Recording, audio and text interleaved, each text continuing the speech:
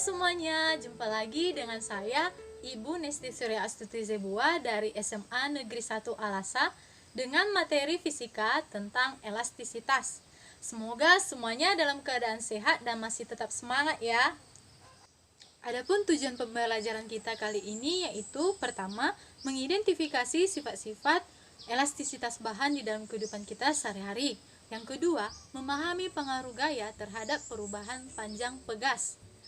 Nah, adik-adik, pernahkah mendengar apa itu elastisitas di dalam kehidupan kita sehari-hari? Dan bagaimana sih elastisitas itu di dalam kehidupan kita sehari-hari?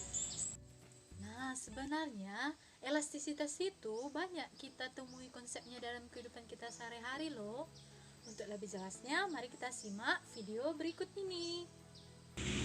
Contoh benda elastisitas yang mengalami perubahan bentuk ketika diberikan gaya.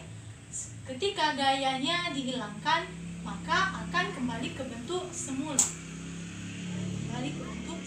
Ada karet gelang. Nah, karet gelang juga merupakan contoh benda elastisitas, di mana posisi atau bentuk awalnya yaitu seperti ini, kecil. Setelah diberikan gaya, ujung karet dan ujung karet yang satu diberikan gaya, maka akan mengalami perubahan panjang. Setelah dilepas gaya tersebut, kembali ke bentuk semula. Oke adik-adik, dari video yang kita tonton tadi, kita bisa menyimpulkan bahwa elastisitas itu adalah kemampuan suatu benda untuk kembali ke bentuk awal ketika gaya luar yang diberikan pada benda tersebut dihilangkan. Nah, adik-adik, setelah kita tahu apa itu elastisitas, sekarang kita harus bisa membedakan sifat-sifat elastisitas. Yang pertama, sifat elastis, di mana bahan yang bisa kembali ke dalam bentuk awal atau bentuk semula. Contohnya, pegas, ketapel, karet gelang, dan lain sebagainya. Sedangkan sifat yang kedua yaitu bersifat plastis, di mana tidak bisa kembali ke bentuk awal. Contohnya, adonan. Contohnya lagi, tanah liat, contohnya lagi, plastisin, dan lain sebagainya. Nah, adik-adik, setelah kita tahu apa itu elastisitas, dan kita tahu juga sifat-sifat elastisitas, sekarang kita juga harus memahami pengaruh gaya terhadap perubahan panjang benda pegas.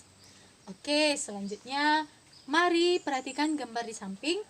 Gambar di samping ini adalah gambar sebuah pegas, di mana posisinya tegak lurus, diberikan suatu gaya atau diberikan gaya tarik di bawah ujung pegas tersebut, atau gaya itu disimbolkan dengan F. Nah, adik-adik, di dalam fisika, ketika kita memberikan suatu gaya pada benda pada arah tegak lurus pada luas tertentu, maka dikatakan kita memberikan stres atau tegangan pada benda tersebut. Misalnya, pada gambar ini yaitu ada benda pegas, kita berikan gaya atau kita berikan gaya tarik, kita tarik pegas ini sampai ke bawah, misalnya dengan gaya 150 Newton, maka itu dikatakan kita memberikan stres atau tegangan pada benda pegas. Jadi, semakin kita memberikan gaya akan menghasilkan semakin banyak stres. Semakin kita banyak gaya akan menghasilkan semakin banyak stres adik-adik. Nah, adik-adik sudah bisa membayangkan bagaimana pengaruh gaya terhadap benda pegas kan? Bagaimana perubahan benda pegas setelah diberikan gaya? Nah, sekarang kita melanjutkan komponen elastisitas. Yang pertama yaitu tegangan.